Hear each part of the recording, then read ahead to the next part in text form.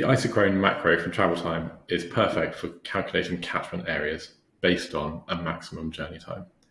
So, for example, show me the area I can get to leaving this location with a 90-minute public transport journey. To use it in Alteryx, we can either get it from the TravelTime platform set of macros up here, or we can just search for it. Drag it onto the workflow, and then it needs an input, and it will take either a text input or a file input. So to start with a text input,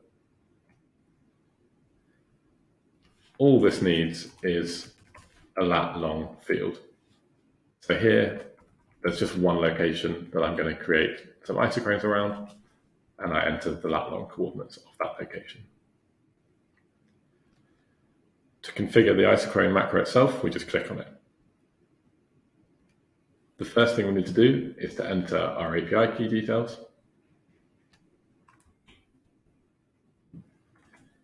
If you don't already have an API key, you can sign up for one for free. And when you then log into your TravelTime account, you can find these details. On the configuration tab, we just select the fields that we want from our input to use as lat-longs. We can choose whether we want to do an arrival search. So I want to get to this location at a certain time, where can I set off from? Or a departure search, I want to leave this location at a certain time, show me where I can get to. We choose our travel time. I'm going to do just 60 minutes here.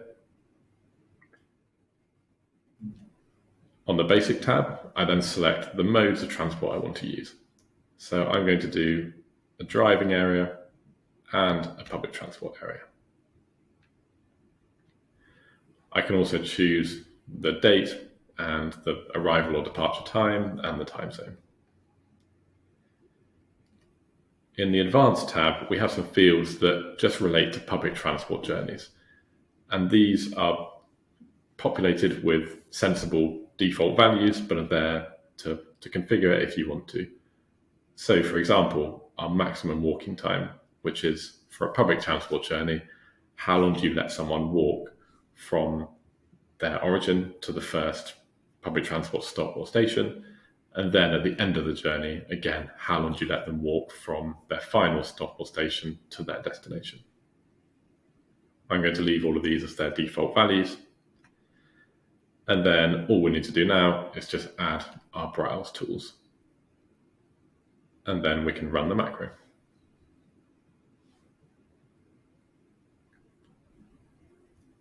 So this is going to create two isochrones around that location that we used.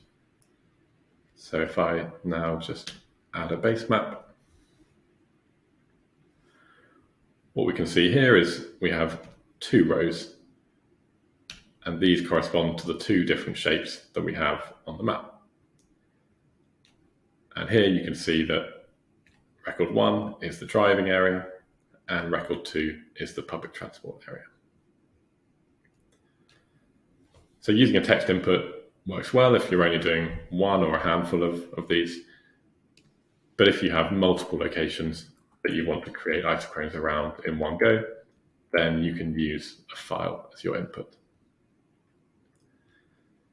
So I've got an Excel spreadsheet that I'm going to connect to, and this just has 5 office locations that I'm interested in across the UK with the lat-long coordinates of each of these.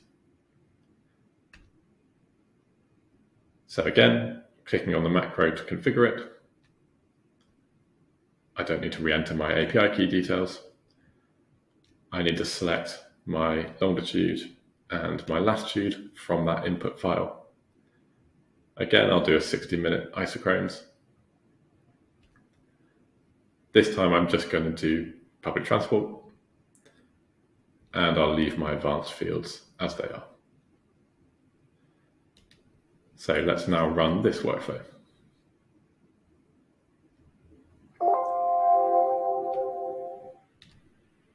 And opening up the successful browse. This time we have 5 records. And again, these each correspond to one of the isochrones on the map. And a typical kind of next step would then be to either use these shapes to filter other data sets, such as population data or demographic data, that kind of thing, or even to export these shape files and then use something like Tableau to maybe visualize them further.